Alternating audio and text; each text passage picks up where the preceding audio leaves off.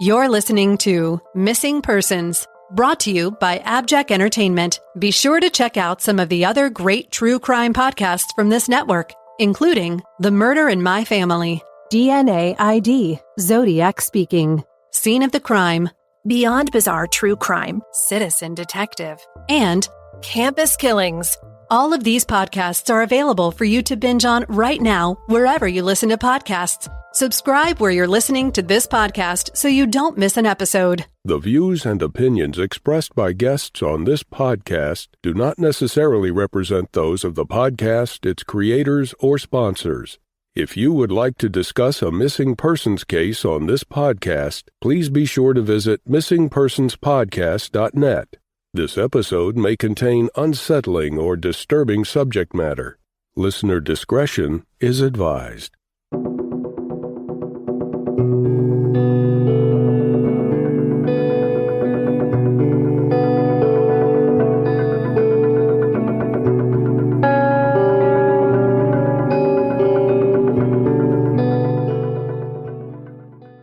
Welcome to Missing Persons, a podcast dedicated to spreading the word about people who have vanished under mysterious or unexplained circumstances and the family members who are looking for answers. I'm Jess Betancourt. And I'm Mike Morford. Together, we created this podcast to help give a voice to people who continue to search for their missing loved ones. In some cases, even after decades have gone by. In each episode, you'll hear from Jess giving listeners the backstory and the basic facts of the disappearance. Then Mike will speak with someone who's intimately connected to the missing person, and his guest will share their story with us. Please stay tuned at the conclusion of this episode to hear about our Patreon program and our commitment to help find people who have gone missing. We'll also share with you where you can find more information and how you can join our team and help our efforts. You'll get recommendations for other podcasts we think you'll enjoy and more. So sit back and enjoy this episode, and who knows, maybe you can help us find someone who's missing. 29-year-old Jessie Lee Farber went missing from Tamaqua, Pennsylvania on August 11, 2015. Born on September 26, 1985, Jessie grew up in Tamaqua and attended the Tamaqua area high school. In 2015, he was working at the local Leiby's ice cream plant as a freezer maintenance man, but he had plans to return to school to train to become a mechanic. He was described as outdoorsy, enjoying camping, fishing, hunting, and hiking, and he enjoyed spending time with his small children. Jesse's personal life was in a state of flux at the time he vanished. He had a longtime girlfriend, Rachel, and they shared 2 children together. But around the 1st of August in 2015, their relationship disintegrated. In their 7 years together, the couple had broken up multiple times, but this time their breakup seemed permanent. Jesse was reportedly despondent over the state of his life at this time. Jesse moved out of the house he shared with Rachel and their kids and moved into a camper behind his grandparents' house on Valley Road in Walker Township. He didn't own a car and was continually working on his motorcycle, which was in a state of disrepair. He had to walk or get rides to get where he wanted to go. Work at the Leiby's plant was about a 2-mile walk. We have some information on Jesse's last 24 hours thanks to information on the Facebook page about his case titled Where's Jesse? Jesse created a personal Facebook account on August 2nd.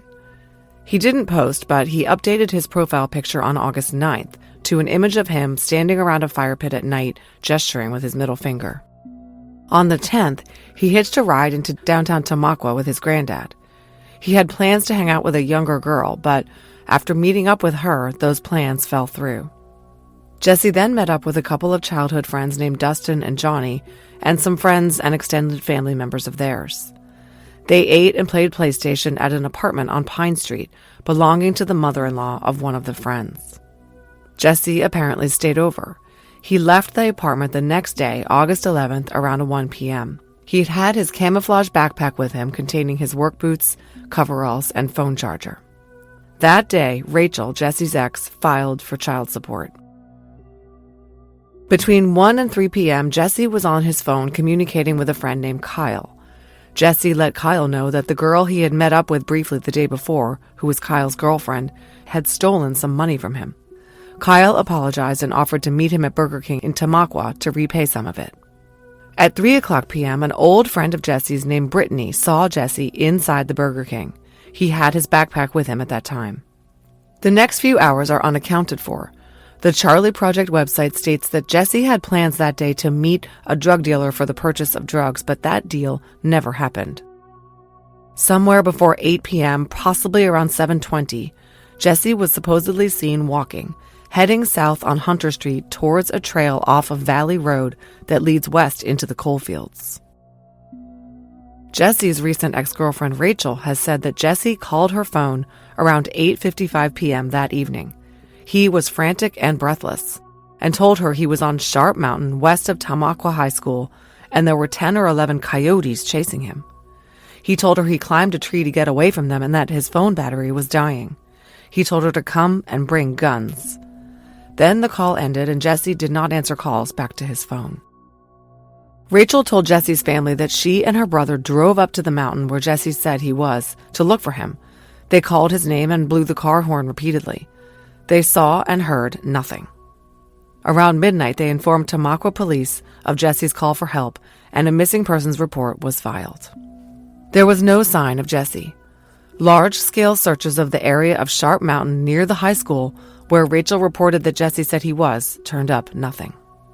Over a year later, in December of 2016, some possessions of Jesse's were found. These things were not located in the area of Sharp Mountain that had been searched, but in an area about 1.5 miles west of that location. A hunter had scaled the mountain in pursuit of a buck, but was on his way back down empty-handed when he noticed some sweatpants in a tree on the steep slope atop Sharp Mountain's Coal Ridge. He assumed they were tossed up there by some kids on ATVs, but when he pulled them down, he noticed there was a rock tied inside one of the legs. Looking up higher in the tree, he spotted a backpack tied to one of the branches. Some reports say that the hunter was able to get the backpack down by using a branch and found inside the pack a pair of work boots and a cell phone charger. Other reports say that the hunter reported the backpack in the tree and Jesse's grandparents were the ones to retrieve it. Either way, the pack was confirmed to be Jesse's. Tamaqua Police Chief Henry Woods told the morning call, quote, "They got the bag down and they were able to identify it. There was a pin in the bag, and it was a pin that the grandfather gave to Jesse." Jesse's phone charger and work boots were in the backpack. His phone was not. There was no sign of Jesse. There are several things about this whole story that are bizarre. For one thing, it seems to many people very unlikely that a pack of coyotes was chasing a grown man. That is not at all typical behavior for coyotes. Second, the tree that Jesse's things were found in is very small and skinny, but it was surrounded by much more sturdy, mature trees that would be more likely targets for Jesse to hide in. Why would he select that tree? Third, this area was not anywhere close to where Jesse reportedly told Rachel he was. The tree was near the border of Walker and Schuylkill townships, 1.5 miles west of where Jesse said he was. Chief Woods told the morning call that a cell phone ping indicated that Jesse's call came from west of Tamaqua. Searches for Jesse in the new search area were impeded by the ruggedness of the terrain. The area is high on the Rocky Mountain Ridge, accessible only on foot or by four-wheelers. This from the Times News, quote, "The terrain is rugged and many parts of the paths are bordered on one or both sides by steep coal-stripping pits. At some points, the path leading to the area where the clues were found is about 2 feet wide. Stones, rocks, boulders, and downed trees make even walking hazardous. As the first team went out to scout and mark the area to be searched, rocks and shale slipped off one of the pit's walls, tumbling hundreds of feet below." As you can hear, the area is treacherous, dotted with stripping pits and mine shafts that are as deep as 140 feet. Searches were conducted by Jim Wilkins of Wolfpack Search and Rescue, Pocono Search and Rescue, Pennsylvania K-9 Search and Rescue, and the New Jersey Rescue and Recovery K-9 Unit. Search dogs hit on one area that was scuffed near the edge of a mine shaft, but cameras sent down the shaft revealed nothing. What happened to Jesse is a mystery. There are 2 theories, one of which is espoused by the local police. This is the theory that Jesse was suffering from drug-induced hallucinations, and he panicked and tried to run on the steep, dark mountainside, and he plunged into one of the many treacherous pits and mines in the area. Quote, "Our theory is that he was under the influence, thinking coyotes were chasing him, and he comes down from the tree and he runs west, and he runs by all these stripping holes," Chief Woods told the morning call. Quote, "The holes are all around the path. There's no way you could run through there without falling into one of those holes, falling maybe 15 to 20 feet. In other spots, you could fall a considerable distance, hit a ledge, and fall even further. We recently found one hole that's at least 140 feet deep." End quote. There is another theory, one embraced by Jesse's mother, Norma Jean, who is our guest today. She believes that when Jesse was referencing coyotes chasing him, he was referring to members of a drug gang. She believes the gang members possibly planted Jesse's belongings in the tree after they harmed him in order to mislead investigators. Jesse tying a rock into his sweatpant leg could be indicative of him preparing a makeshift weapon to defend himself. Norma tells us there have been too many rumors about the awful fate that befell her son, from he was beaten to death to he was put in a wood chipper, for there not to be some element of truth to the rumors that he fell victim to foul play. Chief Woods addressed these rumors in the morning call. Quote, "We've heard of the drug gang rumor," he said, "but there was never solid intel of a gang called Coyotes. And if there was a gang of druggies, there's just no way they would have found this location. It's that remote. Jesse grew up in that area. He knew that trail. But there isn't one of these druggies who has the drive inside them to go to this spot. We did a drug raid in 2016, a big one. 20-some people were arrested in the raid. Our narcotics guy made an offer to them that if they had any credible information on this case, we would drop the charges. And nobody took the bite. Nobody knew anything." Jesse Farber has been missing for 7.5 years. He is a white male, about 5'6" tall and 130 pounds.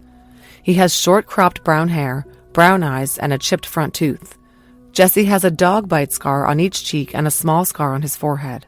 He has numerous tattoos, including, but not limited to, a fox on his left upper arm at the shoulder, a black star wreath above the Roman numerals 2, 3, and 4 on the inside of his left forearm, a small Ankh symbol on his left forearm, a skull with a snake coming out of it on his right upper arm at the shoulder, a colorful dragon skull and words in black Gothic script on his upper back, a bear claw print on the right side of his chest, and a stick figure drawing in a keyhole shape on the left side of his ribcage, showing a scene of a man hanging from a tree. He was last seen wearing a black hooded sweatshirt, a black t-shirt, light brown bib overalls, and sneakers. If you have any information about his disappearance, please call the Tamaqua Police at 570-668-6100. Callers may remain anonymous.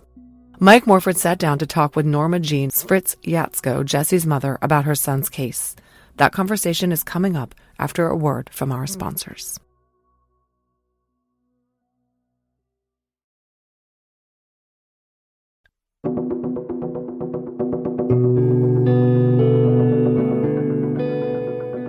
Hi, Norma Jean, and thanks for coming on Missing Persons to discuss your son Jesse's case with us. Thank you for having me. Happy to have you here, and this is a case that's, since you reached out to me, I've been reading some of the details here, and very confusing and strange, to say the least, details leading up to what happened to your son, and hopefully we can make some headway in what happened and tell listeners a little bit of the backstory of the case. Before we get into what happened when he went missing, can you tell us a little bit about your son in general and what was going on in his life and what he was like? Sure. Jesse was 29 at the time he went missing. He was having difficulties. He wasn't very happy. He had another breakup with his girlfriend.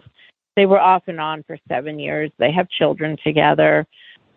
And he felt like he just wasn't getting anywhere in life. At 29, he was left without a car, didn't have any kind of control over, his visiting his children, stuff like that. He was basically, part of him sounded relieved. It was a weight off of him. He voiced to me, well, things are never going to change at this point. So he was ready to move on with his life. But he was very, I guess he sounded, like he wasted a lot of time. He was depressed over it, very depressed over it. Were you concerned with him? I mean, was it? Yeah, I'm trying to think back. It's been so long since I was 29, but I'm trying to think. You're about to turn 30. Yeah. Sort of, you're reevaluating. Okay, where am I in my life? Did I accomplish my goals? What do I still need to do? Are there things I'm happy about? So it sounds like there was some of that going on with him, and he wasn't too happy about stuff.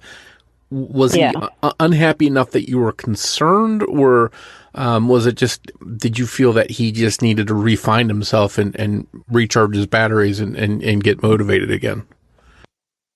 Well, it's funny you ask that question like that. When I spoke to him last, it was the 9th, 2 days before he went missing. And as a mom, I hurt right along with him. I felt his pain. I wasn't concerned for him as in his safety or well-being or anything. I was concerned, for his heart. His heart was hurt. And I just felt his pain. I just felt his pain. I don't know. It was like it was my own pain. Sure. I think as a mom, that's understandable. All of us as parents are sort of, when our kids are hurting, we feel that it weighs on us. I think that's probably true. No matter what age they are, that never goes away. And I remember it so well. I remember the feeling I had. I just remember it like it was yesterday. Hard to say.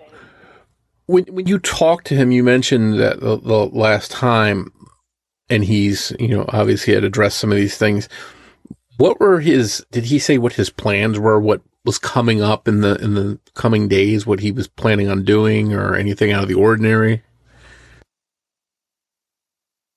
He didn't voice details to me, but it sounded like he was going to talk to me in a couple days when I came back. I was on my way out of town, and I was coming back the day actually he went missing, so we never did get to talk. Ultimately, he was going to come to me. I was just buying a home that needed a lot of work, and it was only myself that lived there. So, and it was a very large house. He would have been helping me, and he would have had his own space. A couple towns over. But other than that, I kind of pieced everything together, I guess you can say, after the fact. He had told other people more specific plans.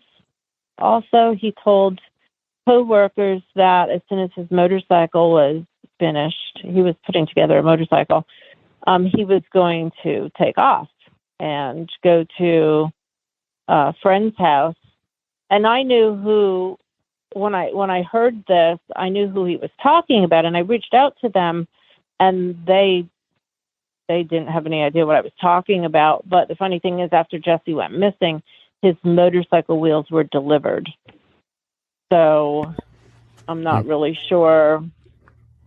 He definitely had plans with getting on with his life in some manner that I truly believe was not in the area.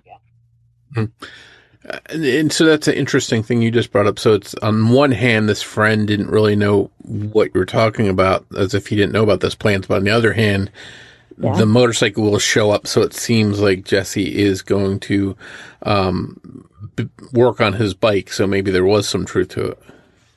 Yes. And the friend, he didn't know this friend. This was a friend of the family, but had never met Jesse himself. But these were people that would have gladly let him come. It was states away, start fresh, but they never even met Jesse. So that was a little bit odd.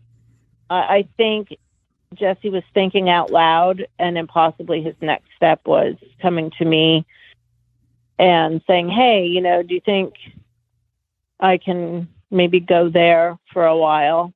Then we would have reached out to these people, but it never came to that. And I just wanted to clarify too. I meant to ask you earlier, but I've seen in some reports that Jesse was referred to as Rex. Did he go by Rex at all?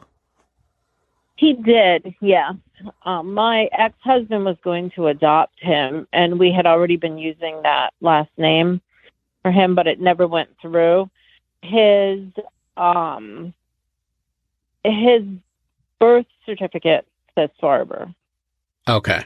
Yeah, I just And wanted that's that's his biological father's name. It's Farber. Okay. So that's his legal name. But he did go by Rex for a short period of time. Okay, I just wanted to clear that up for listeners in case they saw it listed as Rex. So you mentioned the stuff that's going on in his life leading up to the day he goes missing. He went missing August 11, 2015. And the last time he was heard from, correct me if I'm wrong, was in a phone call with his girlfriend. Is that correct? Well, we only know the facts, and the only fact is that his phone called her phone. Okay. They were apart. We don't know what was said. We only know what she said was said. So there's a lot of hearsay out there. I like to stick to the facts. Sure. And there's no accusations by no means here, but the facts are his phone called her phone. That is literally all we know. Okay. So this was August 11, 2015. As per his girlfriend, she claimed that your son called her and basically said there were coyotes chasing him in the Sharp Mountain area. Is that the gist of the conversation? Yes, that's what she said. He said, I don't believe for 1 second there were coyotes chasing him.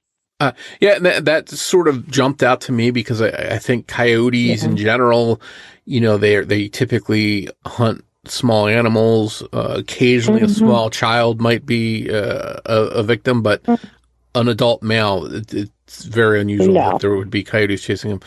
And as per her relaying this information, did she say that he was literally like running as he's talking to her on the cell phone? What did she relay as far as what she claims he said? So she said, and I think we proved that the phone call was 30 seconds, and that is what she said. In that 30 seconds, he called, he was frantic. He said, I'm in a tree behind the elementary school. And then he changed it to, no, I'm behind the high school. Then he said, bring guns. There's 10 to 11 coyotes after me. My phone's going to die. That was, I believe, around 8 p.m., something like that. Hours later, I think it was about midnight, that the police were informed of this. So she had then told the family that her and her brother went into the woods with guns. Okay. So I'm not really sure what happened there. So, again, as per her story, she gets this call. She goes out there looking in the woods with her brother with guns. That's correct? Yes. And They said they were yelling for him and blowing the car horns. And then they were in the woods. Okay. So at some point, according to her, they don't find him. Is that when they alerted the rest of the family and alerted the police? Yeah. And how quickly did the police get involved? Did they go out there immediately searching for him with search dogs or whatever other methods they would use? 2 days later. This was on a Tuesday night. They had everything arranged by Thursday. I believe we met at noon for the official search. Now, how quickly did you learn that something had happened? So I learned about it the morning of the search, and I had gotten back Tuesday, like I had said to Jesse, and I guess I assumed that he and I missed each other's phone calls or just, faltered on the whole contacting each other on that Tuesday. I had my little granddaughter. I was preoccupied. I figured I'll call him by the weekend and bring him over. And then Thursday morning, I got up and my little granddaughter and I were going to head to Westchester to where my other children lived. And we had something planned that day. And when I called my son, he said, Mom, Jesse's missing. And I was kind of like, well, what do you mean? And he said, well, I guess we didn't take anything real seriously until today. Now it sounds pretty serious, which I guess is why everybody didn't call everybody else, something like that. And I remember thinking, oh, no, he's really down, and then I heard the whole story. And my first thought was, no, he would never have said something like that.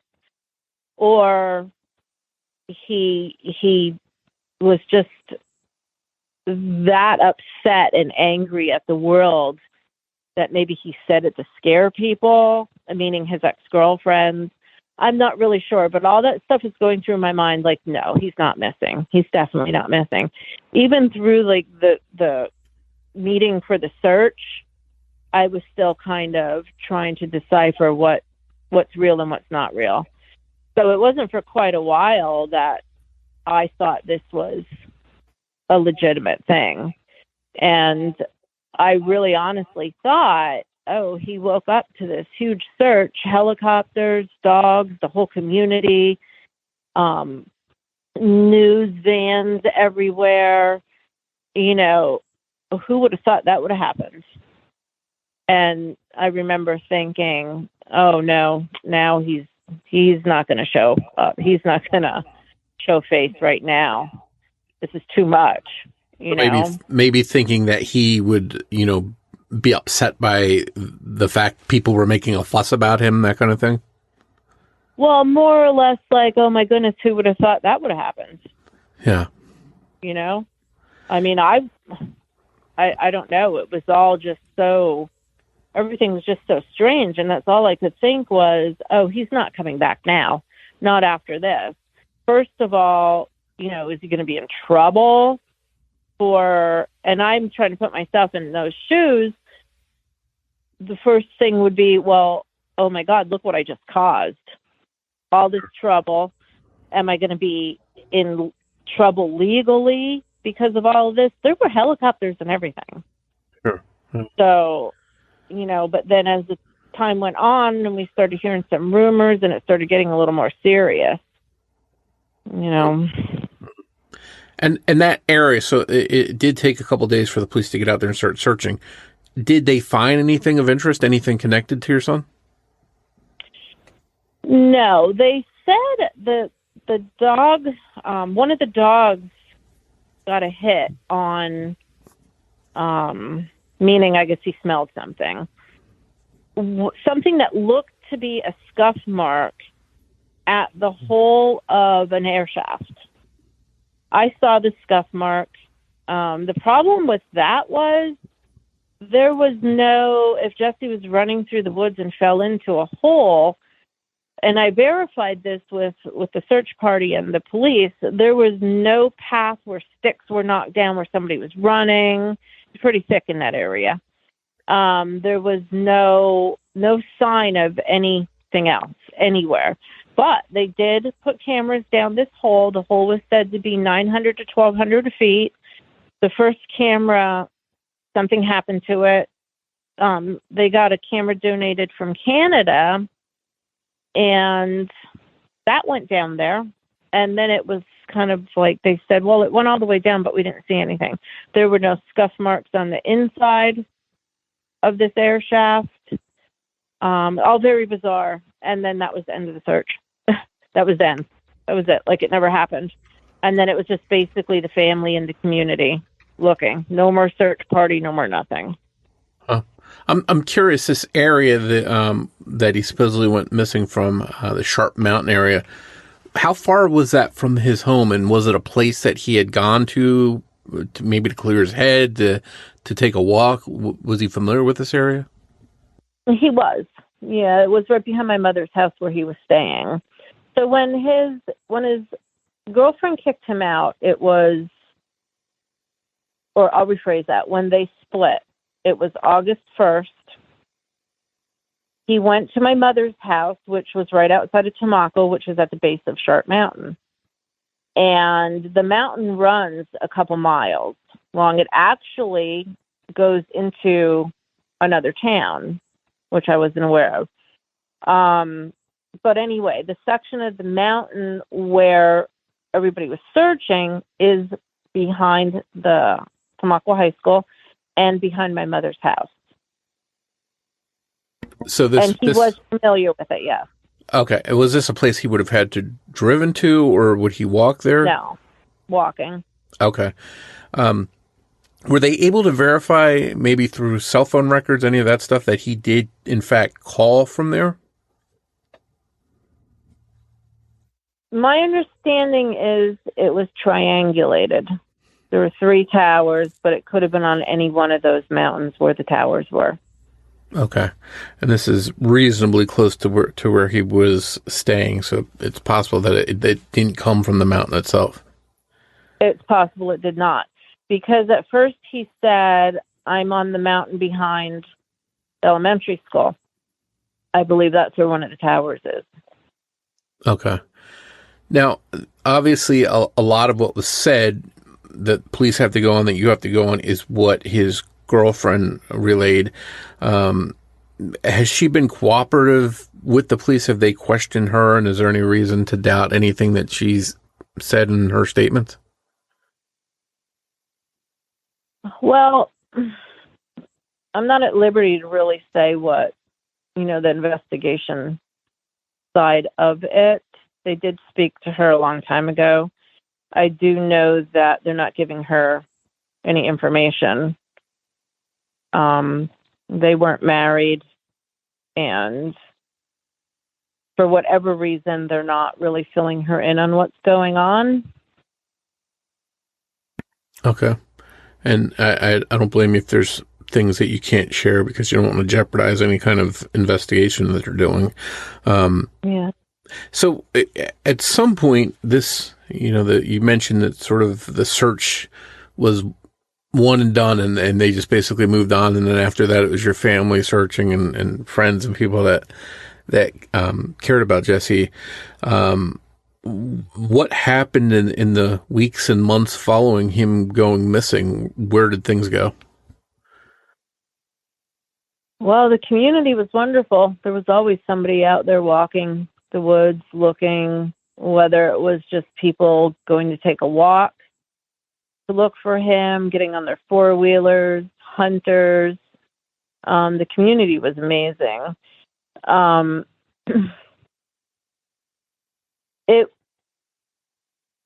A year would go by and it was like nothing.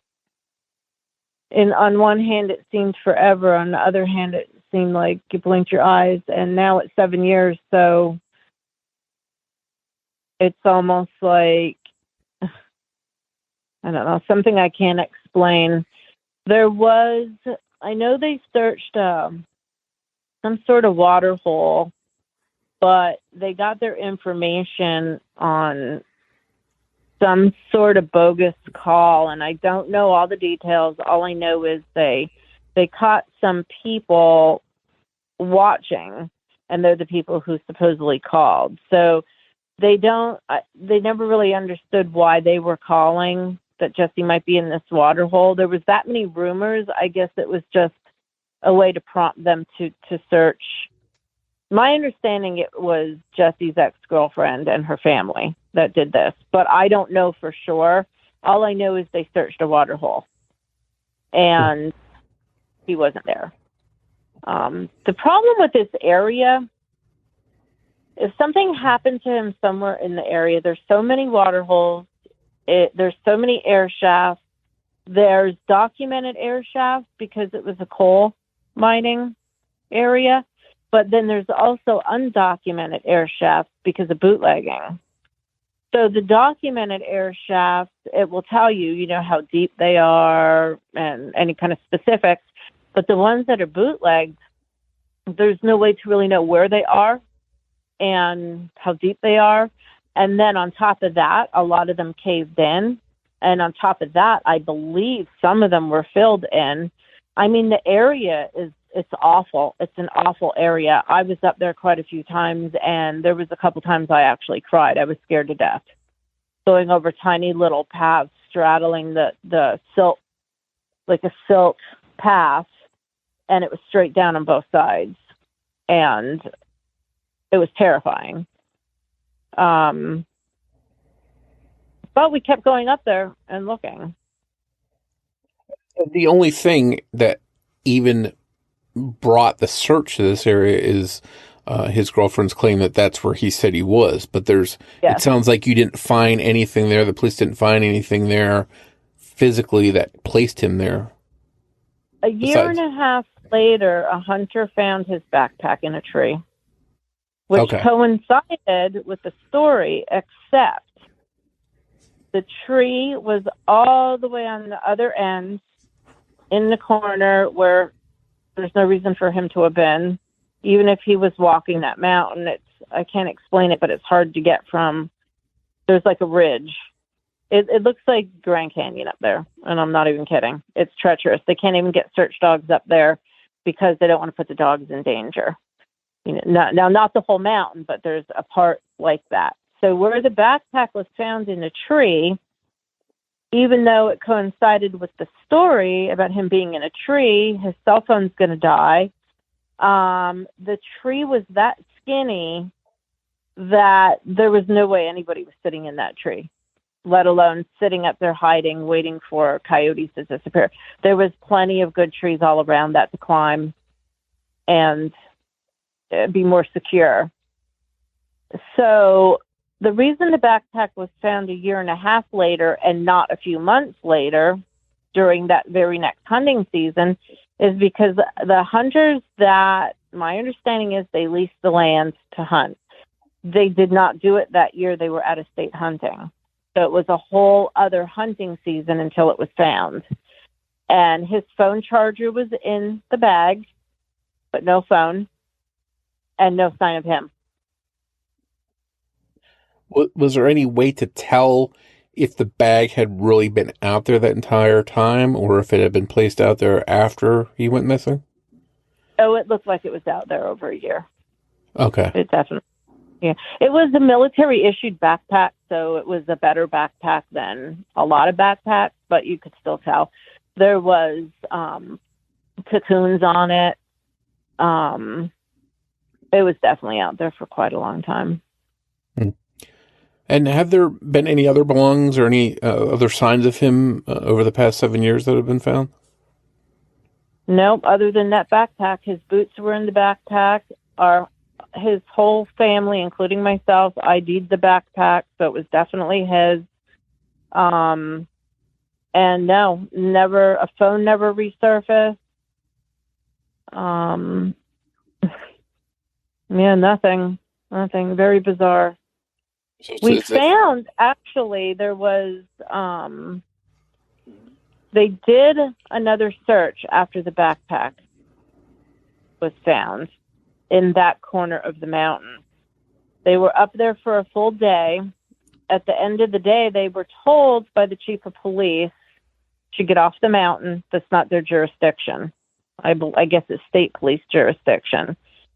So why they never handed it over to the state police, I'm not really sure. I had went to various people insisting it gets handed over. They refused to hand it over.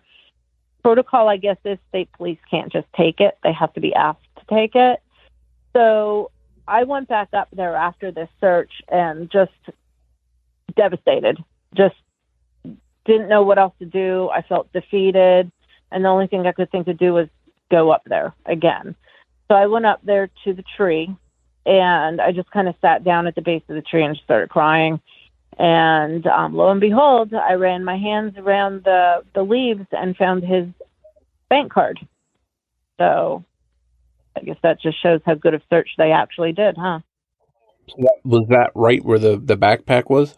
Yes, it was right under the back where the backpack was found. It was at the base of the tree. Wow. Yeah. Speaking of his bank card, is there any indication that any bank accounts or money or anything that he had has been used over the past 7 years? He never touched it. It's still there. Huh.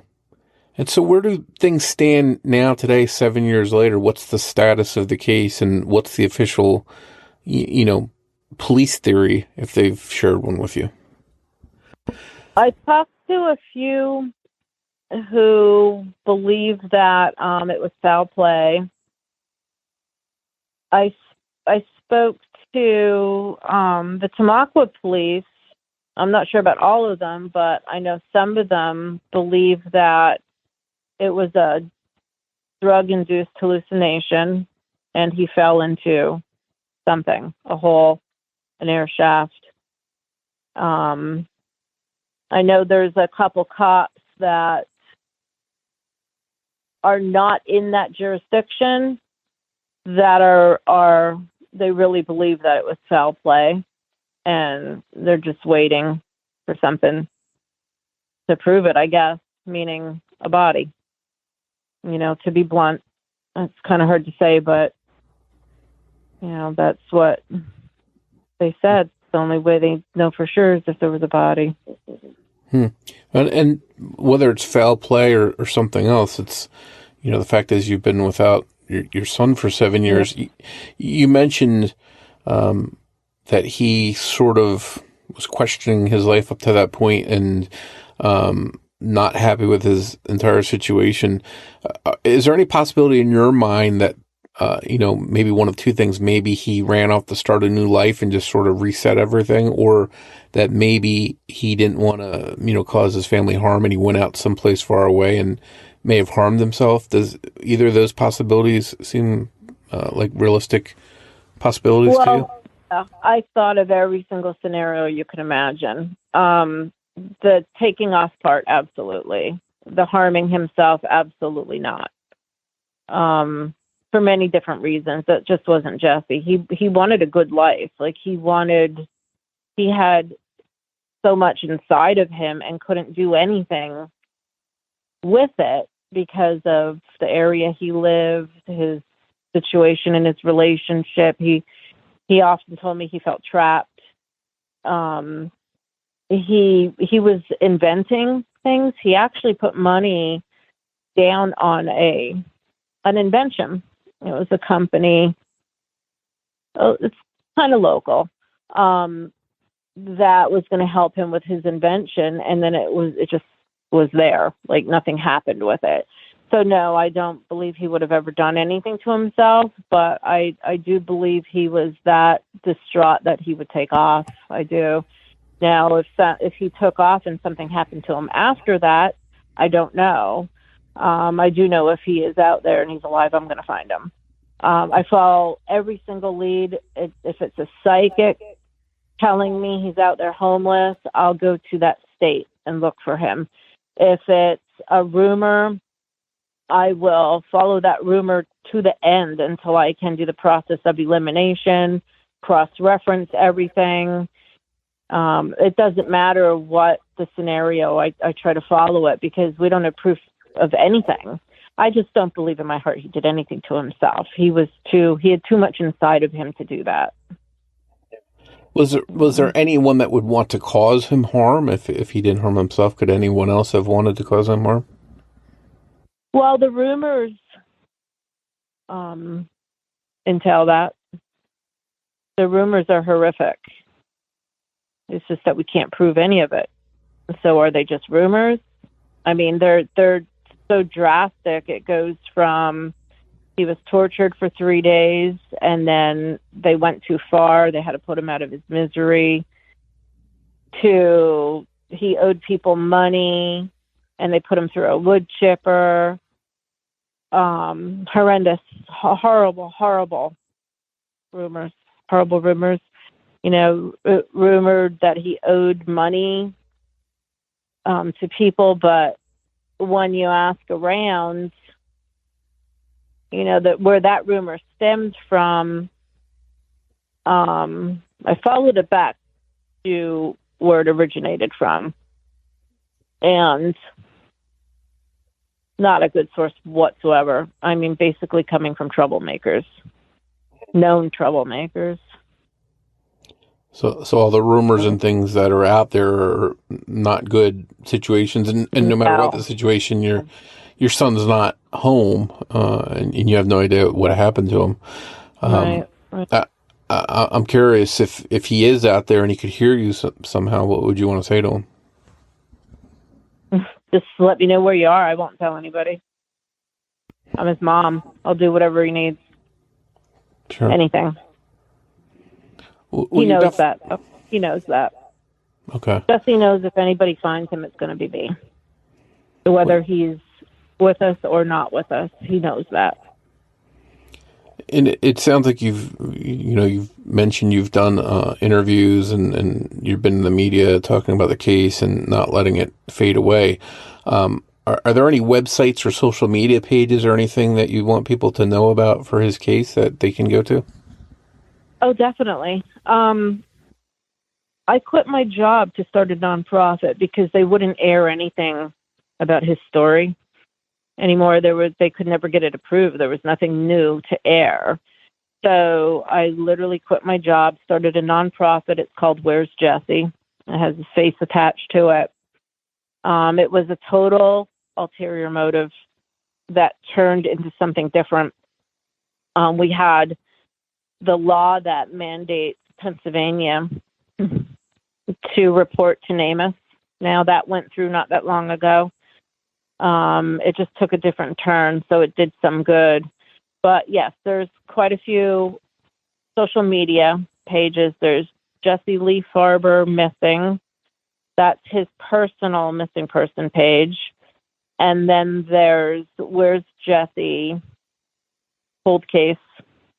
That's on Facebook also. I guess I can send you the links if you... Yeah, and we'll put them in the show notes. Yep, we'll put them out. We'll share them so people can, whether they've got tips, whether they just want to, help share it on social media, they can find them and get the story out there. Yeah, we have such a great network. I mean, from truckers, they have their sites that they help with missing persons, homeless,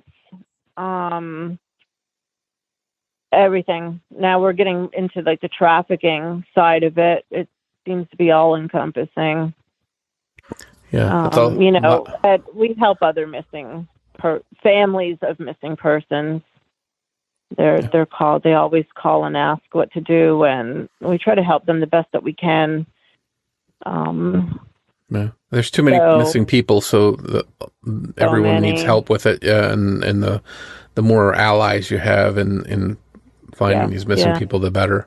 Well, it sounds like you've really kept your son's story out there, kept it alive, and we'll do our part to help share the story, let people know that he's out there and you're looking for him. And I want to thank you for coming on to share his story, and I hope you find out what happened to him.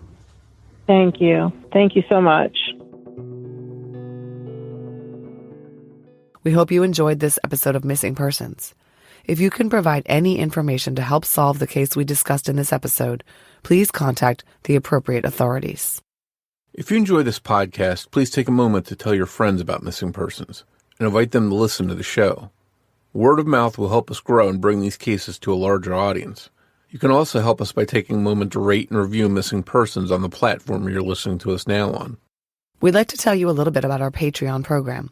If you visit patreon.com/missingpodcast, you can sign up to help this podcast through ongoing monthly support. As a thank you, we'll give you an on-air shout-out, a thank you card and sticker, plus you'll get early or ad-free access to episodes of the show and any bonus content.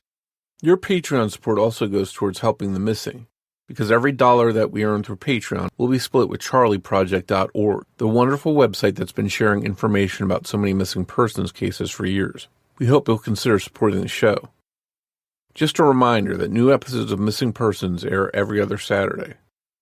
If you want to find us on social media, we're on Facebook at facebook.com/missingpersonspod.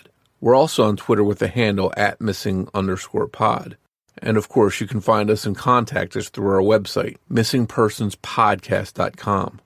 On behalf of Jess Betancourt, this is Mike Morford saying thanks, and we'll see you next time on Missing Persons.